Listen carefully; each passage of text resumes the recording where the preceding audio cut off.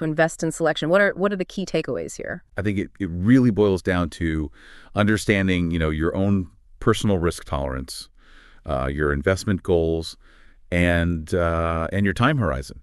How long are you willing to wait for a potential return? Okay, so let's break that down. What should an investor consider when it comes to risk tolerance? What are the red flags here? Well, first and foremost, investing in Selection it's not for the faint of heart. It's this stock is incredibly volatile, and there's no guarantee of success. So if you're someone who panics at big price swings, or can't stomach the possibility of losing a significant portion of your investment, well, Selection is probably not a good fit. Okay, so buckle up. This is going to be a bumpy ride. It is. And then there's the question of investment goals. Are you looking for a quick return, or are you willing to hold on to the stock for the long haul?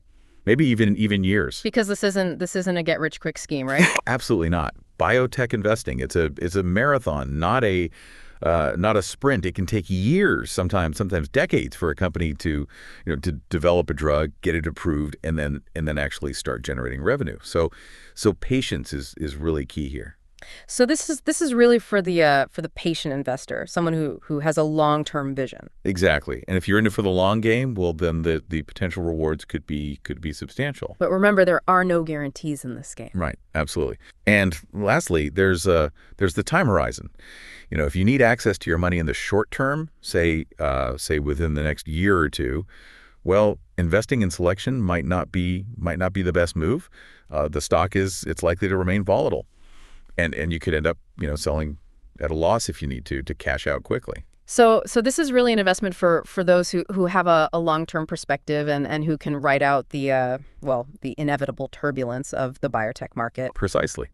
And there are there's some upcoming catalysts that could have a significant impact on the stock price. So it's not just a matter of buy and hold and forget about it. You really have to stay on top of things. Oh. Like what kind of catalysts? Well, for one, Selection's Q4 2024 earnings, they're overdue. They're supposed to be released on February 26th, but we haven't seen them yet. So those results, they could provide more insight into the company's financial health and their plans for the future. That's a little concerning. Does this delay raise any red flags for you about their transparency?